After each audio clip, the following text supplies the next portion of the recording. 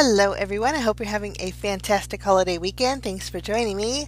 Today for my holiday head start, I'm using another Stampendous stamp set, but this time it's a 6x6 clean rubber stamp.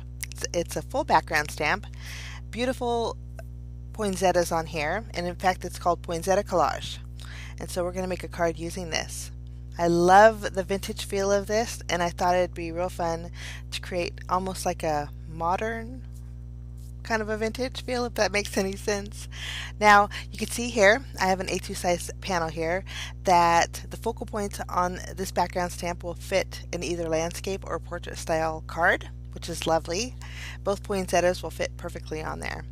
Now we're going to start off by doing some stamping. So I'm going to add a piece of tape to my stamp platform. I'm going to position some Canson XL Watercolor cardstock over my stamp, and then I'm going to pick it up the reverse than what you normally would, kind of backwards. This way my Canson and my watercolor cardstock is actually stuck down to my platform. Now I double layered it, so we're going to stamp it twice. For this one, I'm just going to use my anti-static powder tool, ink up my stamp with, again, my Versamark ink, and then we're going to stamp it one more time. This way we have two panels, and I'm actually going to pick the prettiest one for my background, and then the other one I'm going to use the poinsettia flowers, and I'm going to actually create some 3D flowers with it. Now I'm going to go over my images with some Simon Says Stamp ultrafine gold embossing powder, and I did get my finger smudged on the right side there, but no worries because we're going to end up cutting it down a little bit. I'm going to take the other one and do the same thing. And this one I had a lot of finger smudges on, so I know which one I'm going to use for cutting out my flowers. Okay, I'm going to go ahead and melt this. And I think this gold against that vintage background looks just gorgeous. So we're going to set this one aside. I'm actually going to use my scissors and kind of cut around the poinsettias just to remind myself that that's going to be my cut aparts. Okay, to color in my flowers, I'm going to actually color in both sets here. I'm going to be using my Zig Clean Color Real Brush markers, and I'm only using two colors. I'm going to use the softest pink that I have, and I will tell you the number here. It is light pink, number 26. And then I'm also going to use a beige that is number 72. And I'm going to use my water brush to pull out that color because I want this kind of to be on the softer side. Now typically poinsettias are red, but not anymore. I think you can get multiple colors of poinsettias nowadays. So I decided to go a little bit outside of the tradition and go with a bright pink poinsettia, although I am going to dull it down with a little bit of brown. But again, I'm just intensifying the color where I think the shadows are going to be, and then drawing that color out with my water brush.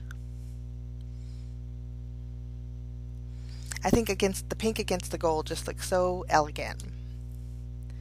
Now I'm going to go in with my beige marker, and I'm just going to add a little bit more shadowing, and I'm going to dull down that bright pink. I didn't want it to be like a hot pink. I wanted it to be more like a rose pink, so brown will help do that. And it casts shadows too, which is really nice. I think that looks so pretty.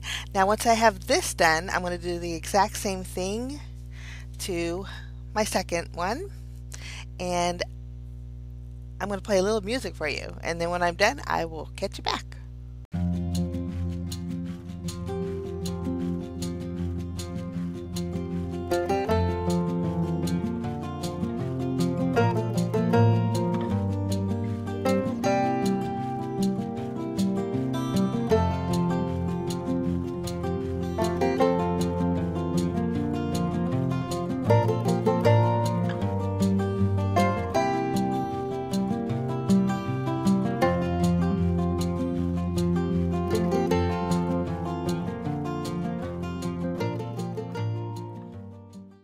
Okay, coloring is all finished. Now what I'm going to do next is create my panel. So I'm going to take a stitched rectangle die from my stash. this is it's going to cut me out a panel that's 4 inches by 5 1/4, so it'll leave me a little bit of a white border on my card base. And then I also fussy cut out just a few of the flower. These are actually leaves, but a few of the leaves from the flower. I'm just using my Versamarker pen and going around the edges of those. I wanted my fussy cutting to be hidden, so this is a great way to do this. Almost as if you were to clean up a image that you fussy cut to the line with a black marker. I'm going to do the same thing with my Versamarker and then go over it with my gold embossing powder. This way the inside leaves of my poinsettia look very finished. It doesn't look like a harsh cut line. And I just love the way this looks. I'm going to give you a close-up of what it looks like. So pretty. And I'm going to do that to the same exact way with my second flower. Okay, now I'm taking a piece of actually Canson XL Watercolor cardstock again. I wanted, the watercolor cardstock is actually an ivory color, so I'm going to create a frame with the same cardstock that I used for my background panel. I guess I didn't have to do that because I ended up going over it with some more gold embossing powder. I'm actually going to color my frame with the same gold embossing powder that I used for my background. I thought that would be a nice little accent. I did it in 2 parts, that way I wouldn't burn my fingers. And I think that gold just looks so pretty. I'm going to add some thin strips of foam tape behind this frame. I'm trying to create a little bit of dimension on my card, and I think this is a great way to do it. Now I'm going to use my tape runner, and I'll adhere my background panel to my card base, which is 4 1/4 by 5 1/2 inches. It's going to be a side folding card. And then I'll just remove the backing off of my foam tape, and then I'll position my frame right in the center. I have that one spot in the very top, and I was hoping that it would be less noticeable if I flipped it around and less towards the sentiment. Okay, now I'm just going to use my glue to attach the centers of my flowers. And I didn't add any other foam tape because the border frame is going to help keep those popped up. Now I am slightly offsetting them a bit just so the other leaves behind are peeking out. And I think that just looks gorgeous. Okay, I'm going to add some glue to the centers of my flowers, or plants I should say. And then I have some pink sequins. They're kind of a pink iridescent sequin. And I'm going to add a cluster of them to each of the center of my flowers. Now I am overlapping them. I did this intentionally because I wanted it to look more like a cluster.